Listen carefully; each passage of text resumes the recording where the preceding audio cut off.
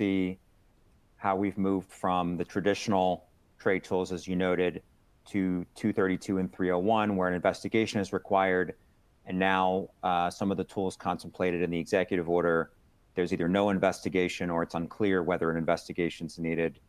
The other thing that I thought was interesting about the executive order is it charges USTR, it divides up who's going to provide a report on what authorities, and it puts the International Emergency Economic Powers Act in USTR's bucket.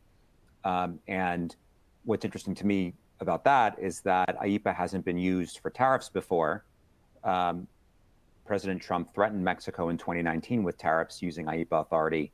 But the fact that he's tasking USTR with putting together a report on the use of IEEPA authority, I think is a pretty clear signal that he's looking to use IEEPA for tariffs.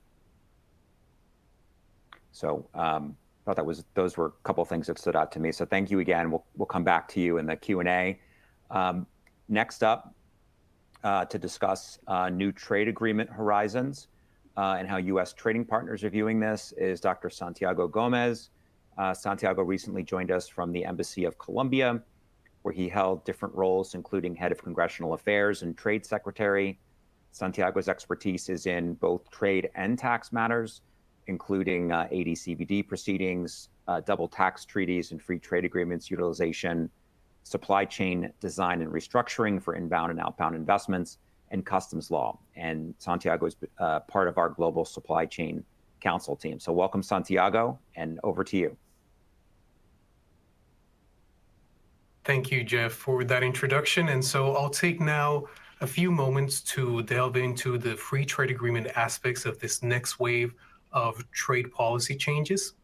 And I'll begin by explaining briefly the importance of the Trade Promotion Authority here in the United States, as we do have an audience that runs the gamut in terms of familiarity with trade institutions. The Trade Promotion Authority is the ability that the executive has under a specifically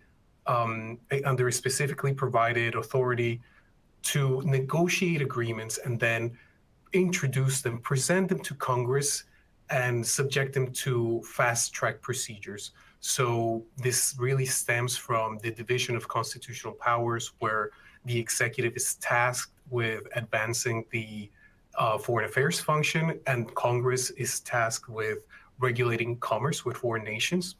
And so while the U.S. Supreme Court has said time and time again that these powers are separate and distinct, some folks would say that overlap is as American as apple pie. And so to resolve these issues, TPA exists, and different authorities have been granted throughout the years. And the most recent one expired in 2021. And TPA is important to undertake substantive trade agreement negotiations that, for instance, provide comprehensive tariff access. And it's also important to provide credibility to those negotiations, as the agreement would indeed be final when presented to Congress and not subject to any form of amendments. And it also saves the executive branch to having to mobilize political capital in achieving a supermajority in the Senate to invoke cloture and then avoid a filibuster. So with a simple majority vote and fast-track procedures, trade agreements can pass more easily. And so the question is, what are some of those negotiating priorities now that we see in the horizon for this new Trump administration? Well, yesterday's America First Trade Policy Executive Order indicates that USTR will have to begin negotiations with specific targets. And it's very interesting that we saw a very repeated mention to farmers, ranchers, and the inclusion of digital trade as one of those signals and priorities that may come into these conversations. The usual suspects in this case may be Kenya, of course. The first Trump administration sought to begin comprehensive trade agreement negotiations with Kenya. Of course, after the expiration of TPA in July 2021, the Biden administration continued those negotiations. under a strategic trade and investment partnership that does not include tariff barriers in the agreement. That is something that could be resolved with a TPA conversation. Another suspect is, of course, a UK-US, US-UK free trade agreement, where Prime Minister Keir Starmer, who will be visiting Washington next month, has already signaled that one of the main elements in his agenda will be to advance a conversation on a comprehensive free trade agreement. And as we know, for President Trump, deficits are a priority, and the 20 billion trade surplus with the UK signals an opposite climate to advance these negotiations. There might be some other agreements that may need a second look, like Japan and Taiwan. Japan is a sectorial agreement that touches on, is rather a constellation of sectorial agreements. Some touch on digital trade, some touch on critical minerals, etc. And given that critical minerals will be a priority for this administration, as for instance evidenced in the Declaration of Emergency for energy matters, another executive order that was released yesterday. These will be agreements that may need a second look under more comprehensive authorities.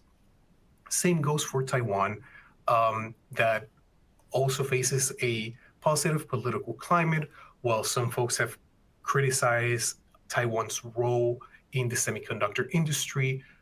Congressional Democrats and Republicans have strongly signaled support for including Taiwan in a unilateral double tax treaty benefits scheme that is contemplated in the tax relief for American workers' families that was approved last year in the House. So that is also a positive climate for Taiwan in terms of trade negotiations that will supplement all of these agreements. And lastly, a brief mention to the EU. As we know, there is there are winds of change all throughout the European Union. And for instance, Friedrich Merz, one of the main contenders, front runners for the election for chancellor in Germany, has already portrayed his interest in negotiating or in mobilizing support to negotiate an agreement with the US. So TTIP 2.0, stay tuned. Same goes for Maros Shevchkovich, who has noted his interest in prioritizing chip access and specifically advanced artificial intelligence access, chip access with the United States. And so the difficulty to mobilize these agreements is, of course, the TPA that has faced a form of gridlock in Congress. And this is because there are a series of supplemental trade programs that are ripe for renewal. And this includes GSP, AGOA, HELP. And so the specific situation is that, for instance, Senate Finance Committee Chairman Crapo has signaled his interest in renewing HOPE and HELP. These programs provide, for instance, duty-free access to textiles from Haiti, which is rather relevant to stabilize the country that now faces a difficult security situation. And with that, of course, the African Growth and Opportunity Act that is set to expire this year in September 2025. Some Senate Democrats and also House Democrats have signaled that in order to consider GSP renewal, that is a priority of Senate Republicans, there is a push for trade adjustment assistance, which is a program that allows the Department of Labor to provide some relief to workers that have lost their jobs because of trade.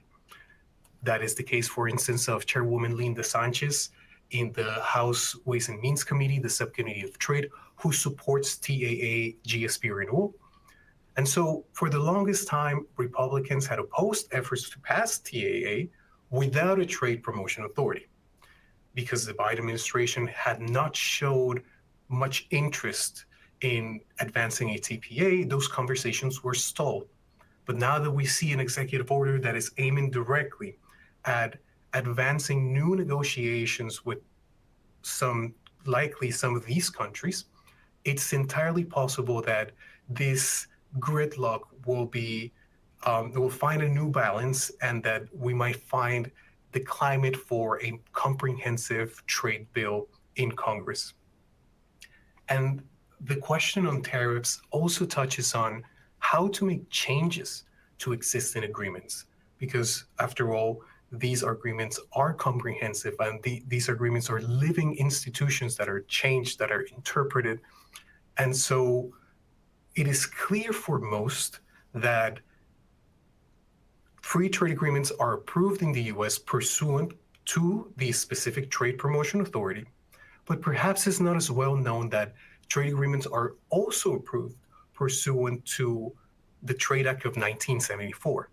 And there is a sufficient legal nexus between those instruments that, for instance, in Section 151, outline the process for approval.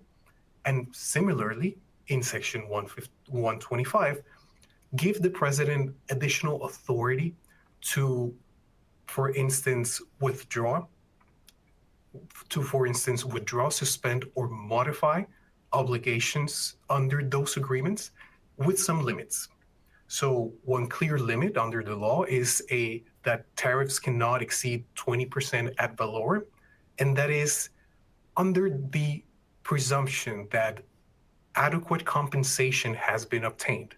Now, how would USTR define adequate compensation in the case of swift action under Section 125? That is an open question.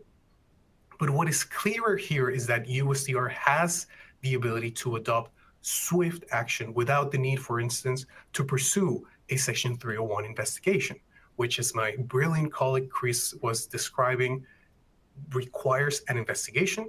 And to some extent, the deadlines for investigation for free trade agreement partners are shorter. 18 months in the case of a general violation or contravention to trade agreement obligations, 12 months if it deals with IEEPA matters, and a reduced term of 30 days after the conclusion of unsuccessful dispute settlement proceedings. Of course, there are additional elements that play into the context, the political context, and where the US stands with this new wave of priorities. And that is, for instance, the interpretation of terms under Section 301. For instance, what are systemic anti-competitive practices? Or does agreements at large, not just trade agreements, but agreements at large, include, for instance, the agreement between the US and Mexico on migration protocols? And if that is the case, can Section 301 be used to target irregular migration flows? All of those questions may come into play, and they will come into play in a renewed world of judicial deference, where post-Loper Bright v. Raimondo, courts reclaim to some extent part of that providence to say what the law is and reduce the deference to agency interpretation. So we might see a different framework, a different framing of Section 301 terms and others. And of course, as my colleague mentioned, the mix between IEEPA and Section 338 is an alternative to impose tariffs on free trade agreement partners. And in this case, for instance, former USTR Robert Lighthizer has defined these as clear authorities. So there seems to be some support for using these tools as well. And now I'll briefly touch on new trade agreement horizons where we might see these conversations leading to. For instance, in terms of the USMCA renegotiations scheduled for 2026, it's clear that some trends in trade policy are leading beyond the use of traditional rules of origin and entering into the realm of rules of ownership, where foreign entities of concern, and as other policy instruments will define them, excluded entities will be increasingly relevant. So looking at supply chains and who actually is producing and whether there is any form of ownership by covered nations will be ever more important. Perhaps a change from the environmental policies that were mounting in importance, going perhaps back to a focus on IP enforcement and advancing, of course, labor provisions like the UFLPA. And part of my experience while I was working at the embassy showed me that trade agreements are living instruments, that they're subject to interpretation, that they change, and they leverage the commissions, the Free Trade Commission's decisions, the committees of the agreement to advance within the existing structure. And so, for instance, one that is currently in place is the recently signed interpretive decision by the USTR and Colombian government on the access to investor state dispute resolution. And these are mechanisms that operate within the existing structure of the agreements.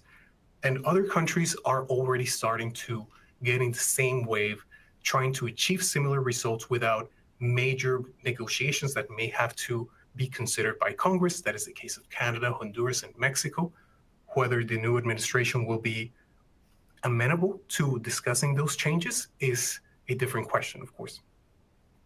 There is an important element, which is the one defining character in the USMCA, which is the rescission of agreements or participation in the agreement whenever a party enters into a similar agreement with, for instance, the People's Republic of China.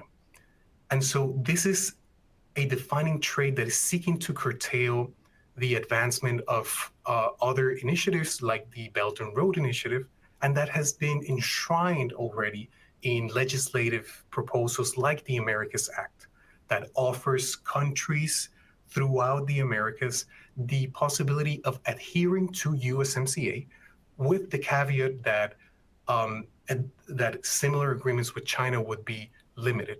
Now, whether that is a possibility given that many of Western Hemisphere countries have a significant trading relationship with China is something to be explored as well. And of course, all of these changes must abide by the consultation and layover provision when we're talking about free trade agreements. That means that Congress has a say, and there have to be some form of consultations and advice from the ITC, from House Ways and Means Committee, from the Senate Finance Committee, and other trade advisory committees. Of course, the protection of the yarn forward rule that prohibits any changes to the rules of origin from chapters 50 to 63 of the harmonized tariff schedule is still very much in place. So we may not see any changes in those aspects beyond other tariff authorities. And so to briefly touch on the possible retaliation outlook, the Global Supply Chain Council team here at Steptoe relies heavily on data to connect our legal advisory to practical insights.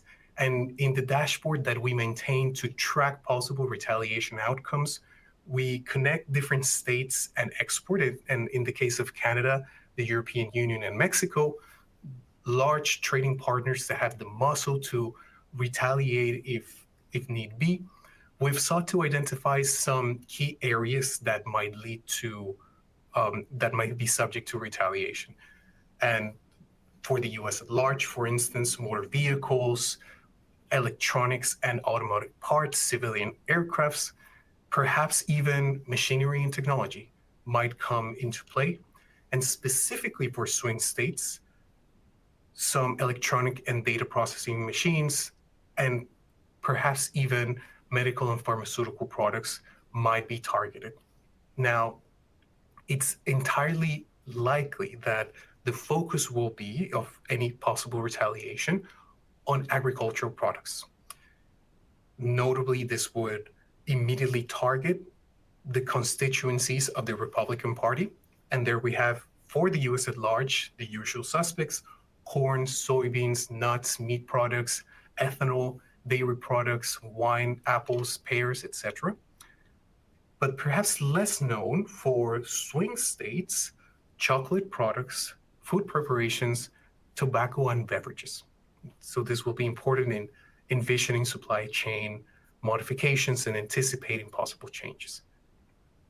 Back to you, Jeff. Thanks, Santiago. And I love your point about the switch from um, rules of origin to rules of ownership. I definitely think that we could see movement in that space. I could see that in the USMCA renegotiation, for instance. Also, I noticed you mentioned carbon tariffs in your slides, and I found interesting that in Scott Bessent's hearing to be Treasury Secretary, he signaled his openness to carbon tariffs as part of a broader approach to tariffs. I thought that was very significant coming from the administration, and love to see the data at work with respect to predicting potential retaliation. That's definitely something that stakeholders should factor into when they're developing their advocacy strategy. So thanks very much for that.